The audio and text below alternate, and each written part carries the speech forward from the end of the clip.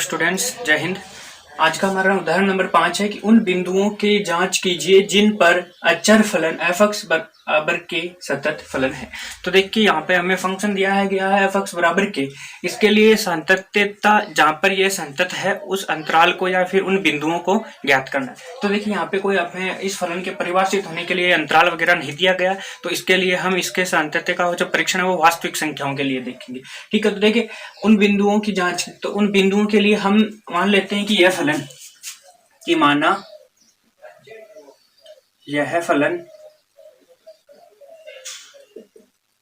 वास्तविक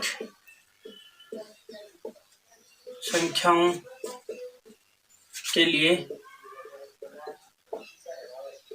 संतत है। ठीक है, अब हमने पहले ये मान ली है बात, अब इसको सिद्ध कर देंगे तो वो सिद्ध हो जाएगी। ठीक, पहले हम मानते हैं ये वास्तविक संख्याओं पे सिद्ध है। तो देखिए वास्तविक संख्याओं के लिए, अब वास्तविक संख्याओं का जो अंतराल है वो कि बहुत बड़ा अंतराल है वास्तविक संख्याओं का, तो उसमें से हम कोई भी एक संख्या चुन सकते हैं। जैसे मान लेते हैं कि इन वास्तविक संख्याओं से हम किसी वास्तविक संख्या x बराबर 5 लेते हैं। ये 5 है, वो एक रियल नंबर वास्तविक संख्या है इस बिंदु पर। ठीक है, चूंकि वास्तविक संख्याओं का जो अंतराल है उसमें से कोई एक बिंदु उठाते हैं जिसका मान 5 है, तो x बराबर 5 पर हम साध्यता का परीक्षण करेंगे। तो देखिए x बराबर 5 पर, यहाँ पे 5 की जगह पे आप कितना भी लिख सकते हैं, 5, 10, 20, 25 सभी रियल नंबर होंगी। देखो वास्तविक संख्याओं का समूह है वो एक बहुत बड़ा विस्तार समूह है जिसके अंतर्गत परिमेय, अपरिमेय, पूर्णांक और सभी संख्याएं हैं वो शामिल हो जाती है। जितनी भी संख्याएं होती है उन्हें सम्मिलित रूप से वास्तविक संख्याएं कहते हैं। तो यहाँ पे आप वास्तविक संख्या में से किसी एक भी संख्या पर लोगे, इसी प्रकार से आप सारी वास्तविक संख्याओं को लेते जाओगे तो उन सबके लिए ये फलन है वो सतत सिद्ध होगा। तो अंत में हम कह सकेंगे कि यह जो फलन है वो वास्तविक संख्याओं के लिए सतत है। तो इसलिए हम x बराबर 5 पर फलन का मान, तो देखो फलन का मान निकालेंगे तो देखो f(5) रखेंगे। तो अब देखो यहाँ पे जो x होता है उसकी जगह 5 लिखा है यहाँ पे x की, लेकिन आगे वाले फंक्शन में तो x है ही नहीं, तो ये k का k ही आ जाएगा। इसी प्रकार से x बराबर, ये तो देखो फलन का मान आ गया, समीकरण 1 हो गई। और x बराबर 5 पर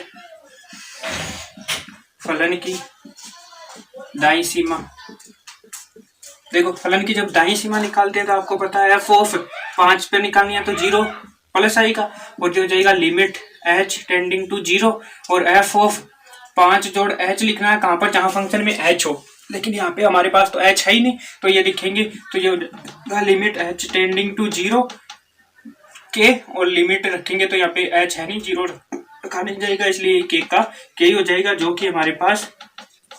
तो इसी प्रकार से देखो इस तरफ मैं यदि बाईं सीमा निकालता हूँ, बाईं सीमा, तो इसी प्रकार से जो बाईं सीमा है वो 5 पे निकालनी है, तो माइनस का 0 बराबर limit h tending to f(5) minus का h, यहाँ पर लिखेंगे तो ये लिमिट हो जाएगी h टेंडिंग टू 0, और इस फलन में जहाँ पे x होता है वहां पे ये लिखना है, लेकिन हमारे पास यहाँ पे x कोई है ही नहीं, तो ये k का k ही रहेगा, h की वैल्यू 0 रखेंगे ये भी k आ जाएगा।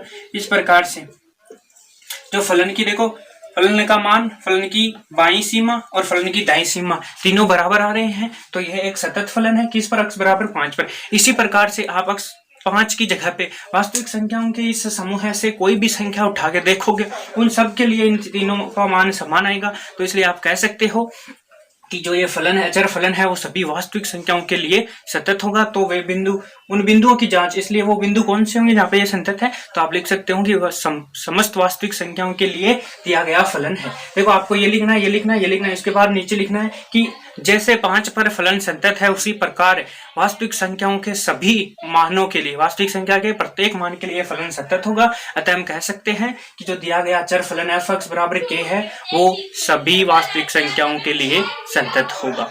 ठीक है, इस प्रकार से आपको ये उदाहरण करना है विथ लैंग्वेज, आप इसे नोट कर लीजिए अच्छे से।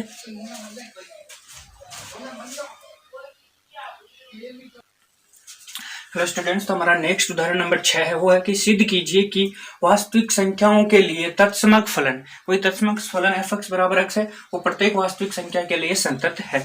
यह उसी प्रकार का फलन है जैसे पिछले फलन में जो क्वेश्चन था उसके अंतर्गत हमें अचर फलन को वास्तविक संख्याओं के लिए सिद्ध किया था संतत उसकी।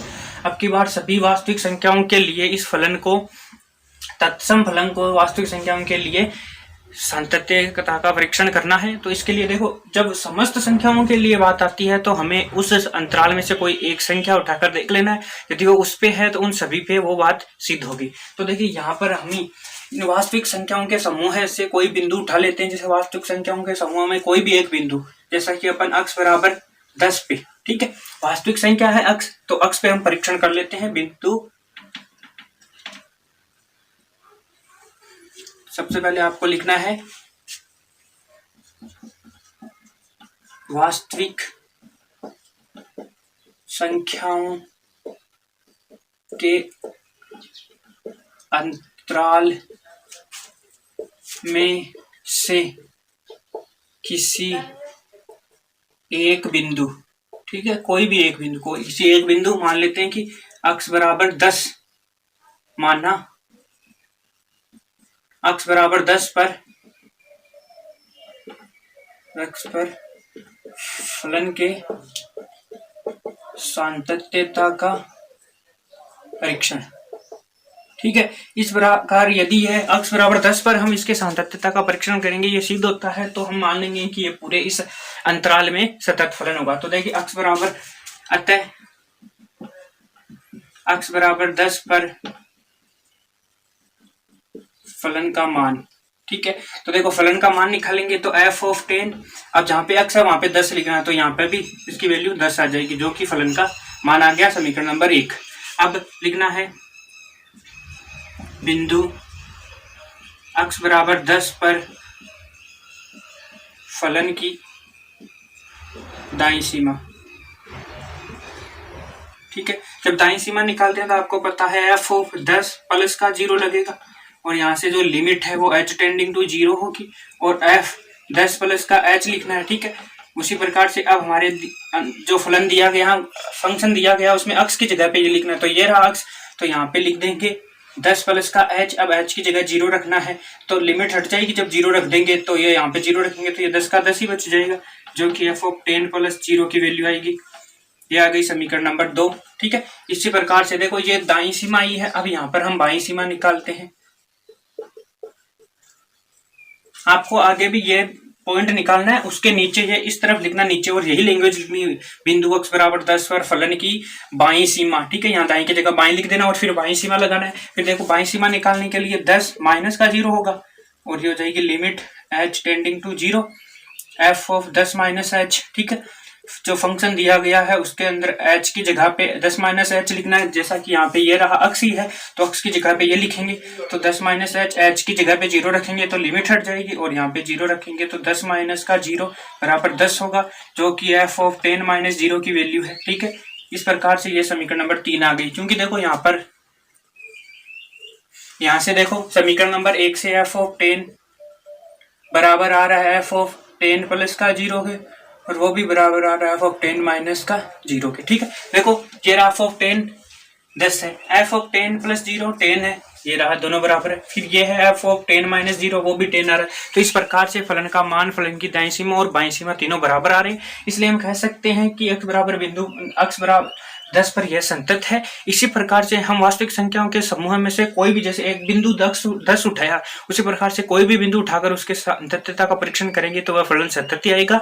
तो अतः हम कह सकते हैं कि दिया गया फलन, तत्समक फलन वास्तविक संख्याओं के प्रत्येक मान के लिए सतत फलन होगा। ये लैंग्वेज आपको लिख लेनी, मैं बोर्ड पे थोड़ी जगह कम है इसलिए बोल के बता रहा हूँ आपको, आप नोट कर लीजिएगा, और इन नोट्स को आप एक ऐसी जगह पे लिखिए जिन्हें आप एग्जाम से पहले या फिर आपके इस प्रश्नावली के टेस्ट से पहले देख सको, ताकि आपको इस प्रश्नावली के बारे में पूरी इन्फॉर्मेशन मिल जाए। आपको पहले ये लिखना है, उसके बाद ये लिखना है, फिर यहाँ पर कॉपी के अंदर आपके नीचे, ये तो मैंने बोर्ड में इस तरफ लिख दिया, आपको नीचे लिखना है बिंदु x बराबर 10 पर फलन की दाईं सीमा, बाईं आ गई, अब दाईं सीमा, फिर ये वाली कैलकुलेशन करनी है, ये ऐसी कैसे निकालनी है, लास्ट में ये लिखना है। अब इसके बाद देखो क्या लिखना है, लैंग्वेज लिखना है अतः, देखो चूंकि लगाना है, फिर लिखना है चूंकि बिंदु x बराबर 10 पर फलन का मान, फलन की दाईं सीमा तथा फलन की जो बाईं सीमा वो तीनों बराबर है, अतः दिया गया जो फलन है वो x बराबर 10 पर सतत होगा, ठीक। जैसा कि हमने वास्तविक संख्याओं के अंतराल में से कोई एक बिंदु x बराबर 10 उठाया था, उसी प्रकार से अलग अलग बिंदु उठाकर चेक करेंगे, मतलब अलग अलग बिंदु उठाकर परीक्षण करेंगे, तो प्रत्येक बिंदु पर दिया गया जो फलन है वो सतत होगा। अतः हम कह सकते हैं कि ये जो दिया गया तत्समक फलन है वो वास्तविक संख्याओं के प्रत्येक मान के लिए सतत फलन होगा। ठीक है, इस प्रकार से आपको ये लैंग्वेज लिखनी है, एकदम इफेक्टिव लैंग्वेज होगी, तो एग्जामिनर आपकी लैंग्वेज इफेक्टिव से प्रभावित होगा और आपको पूरे नंबर देगा। आप इसे नोट कर लीजिए। आज के लिए इतना ही, अपन आगे के जो उदाहरण है वो करेंगे नेक्स्ट वीडियो में। जय हिंद। अगर वीडियो अच्छा लगे तो लाइक शेयर और सब्सक्राइब कीजिए और अपने दोस्तों तक जरूर शेयर कीजिए। इसे नोट कर लीजिएगा अच्छे से।